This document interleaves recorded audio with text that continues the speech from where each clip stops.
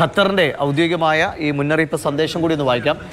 ഏറ്റവും പ്രധാനമായിട്ടും Dr. Majid bin Mohammed Al Ansari, advisor to the Prime Minister and Minister, spokesperson for the Ministry of Foreign Affairs, indicated that the advisory issued by a number of embassies to their citizens to take precautions or avoid certain locations in the state of Qatar are part of the general policies followed by a number of countries regarding travel advisories. കൃത്യമായ നിർദ്ദേശം അവിടുത്തെ യാത്രക്കാർക്ക് അല്ലെങ്കിൽ അവിടെയുള്ള പൗരന്മാർക്കുള്ള കൃത്യമായ നിർദ്ദേശമാണ് അതാത് എംബസികൾക്ക് ഖത്തറിൻ്റെ വിദേശകാര്യ മന്ത്രാലയം അവിടെയുള്ള മറ്റ് രാജ്യങ്ങളുടെ എംബസികൾക്ക് കൃത്യമായ നിർദ്ദേശം നൽകിയിരിക്കുന്നു. പൗരന്മാരുടെ സുരക്ഷിതമായിരിക്കും. ഇപ്പോൾ അദ്ദേഹം തന്നെ പറഞ്ഞതനുസരിച്ച് മറ്റ് നിർദ്ദേശങ്ങളൊന്നും വരാൻ സമയമായിട്ടില്ല. കാരണം നമുക്കറിയാം വളരെ കുറച്ച് സമയം മുൻപാണ് ഇറാൻ്റെ ഈ ആക്രമണം ഉണ്ടാകുന്നത്. അത് പ്രതിരോധിക്കുകയും ചെയ്യുന്നത് സ്വാഭാവികമായിട്ടും പെട്ടെന്നൊരു എത്ര സുസജ്ജമായി നിൽക്കുമ്പോഴും ഒരു രാജ്യത്തെ സംവിധാനങ്ങൾക്ക് പെട്ടെന്നൊരു അങ്കലാപ്പ് ഉണ്ടാവുകയും സ്വാഭാവികമാണ്.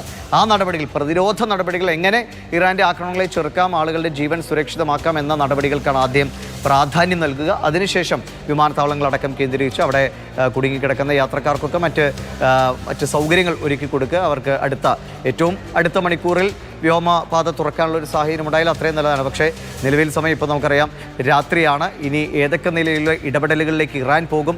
അമേരിക്കൻ ഫൈറ്റർ ജെറ്റുകൾ സൗദി അറേബ്യയിലെ ബേസുകളിൽ നിന്ന് പറന്നുയർന്നു എന്ന് സ്ഥിരീകരിക്കാത്ത റിപ്പോർട്ടുകളുണ്ട്. അതായത് ആ രീതിയിലുള്ളൊരു അറ്റാക്കിലേക്ക് കൂടി അമേരിക്ക പോവുകയാണെങ്കിൽ സ്വാഭാവികമായിട്ടും വീണ്ടും ഇറാൻ്റെ ഭാഗത്തുനിന്ന് ഇത്തരം മിസൈൽ ആക്രമണങ്ങളുണ്ട്.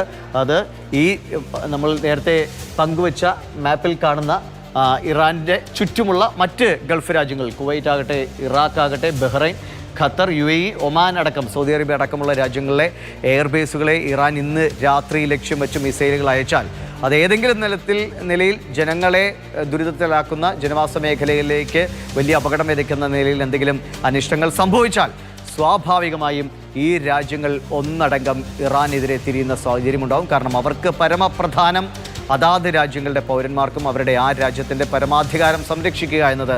ഇറാൻ ഇപ്പോൾ അവർ പറയുന്നത് അവരുടെ പരമാധികാരത്തിനെതിരായ നടപടിയായിരുന്നു ഇസ്രായേൽ എന്നതുപോലെ തന്നെ ഇസ്രായേലിനെതിരെ ആരോപിക്കുന്ന അതേ കാര്യങ്ങൾ തന്നെ ഈ രാജ്യങ്ങൾ ഇറാനെതിരെ ആരോപിക്കുന്ന സ്ഥിതിവിശേഷമുണ്ടാകും. അതായത് ഏതെങ്കിലും വിധേന ഒരു സമവായത്തിൻ്റെ പാത ഒരുക്കേണ്ട രാജ്യങ്ങൾ സ്വാഭാവികമായിട്ടും സൗദി അറേബ്യയും UAE-യുമാണ്. നമുക്കറിയാം പല പ്രധാനപ്പെട്ട വിഷയങ്ങളിലും സൗദി അറേബ്യയും UAE-യും ഒക്കെയാണ് ഗൾഫ് മേഖലയിൽ അതിനൊരു ലീഡ് ചെയ്തുകൊണ്ട് സമാധാനത്തിൻ്റെ ആകട്ടെ അല്ലെങ്കിൽ ചർച്ചയുടെ വഴികളിലേക്ക് ലീഡ് ചെയ്ത് മുന്നോട്ട് കൊണ്ടുപോകാനുള്ള ശ്രമങ്ങൾ നടത്തിയിരുന്നത്.